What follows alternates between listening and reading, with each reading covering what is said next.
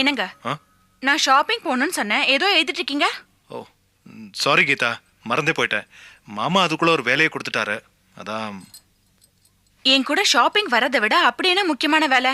கீதா, ஒரு முக்கியமான டிராஃப்ட் எடுத்து மாமா ஒரு ஃப்ரெண்டுக்கு அனுப்பி வைக்க சொல்லிருக்காரு. மாமனார் பேச்சை தட்ட முடியுமா? நான் எதுக்காக உங்களை கூப்பிட்டேன்னு தெரியுமா? சொல்லவே இல்லையே. நம்ம வெட்டிங் டே வரப்போதே, ஞாபகம் இருக்கா?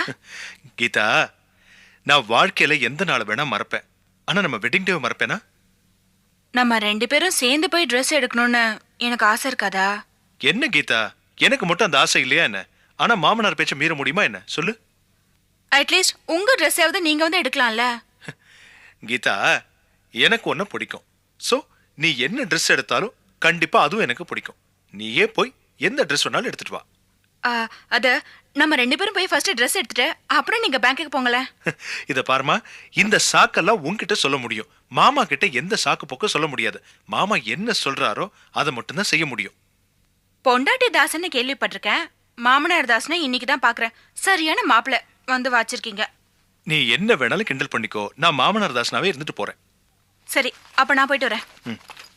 கீதா, நம்ம 2 பேருக்கும் ட்ரெஸ் எடுக்கும் போது எனக்கு எடுக்கிற ட்ரெஸ்ஸை விட உனக்கு கொஞ்சம் சூப்பராகவே எடுத்துக்கோ.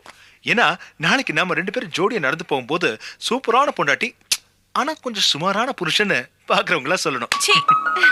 சரி, நான் கிளம்புறேன். நம்ம 2 பேருக்கும் நல்லாவே ட்ரெஸ் எடுத்துட்டு வரேன்.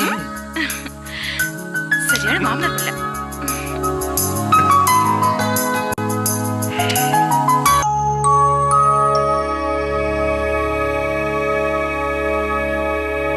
லீலா, சரோக்கு ஃபோன் பண்ணிட்டியா? பண்ணிட்டேன் மாமா. சரிம்மா. தனோ, கொஞ்சம் இங்க வாமா.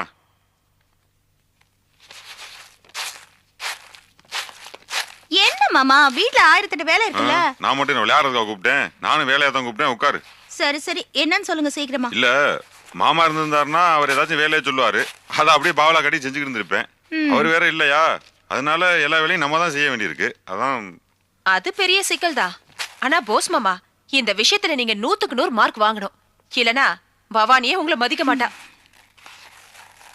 சரி சரி, இந்த வெட்டி பேச்செல்லாம் மூட்டை கட்டி வச்சுட்டு வேலையை பாருங்க. சரி சரி, அடுத்து என்ன பண்ணணும்? பவானி தலைக்கு தண்ணி ஊத்தி தள்ளி வைக்கணும். சரி, அது யாருக்கெல்லாம் சொல்லணும்? மாமா, யார் யார் சொல்லணுமோ அதை நான் பாத்துக்கிறேன், நீங்க ஒன்னும் கவலைப்பட வேண்டாம். இருக்கிறதுலே சிக்கலான வேலையை நீ பாக்குறேன்னு சொல்லிட்ட, ரொம்ப சந்தோஷம். தனோ, அடுத்து என்ன பண்ணணும்? மாமா, பட்டு பாவாடை சட்டெல்லாம் வாங்க வேண்டியது இருக்கு.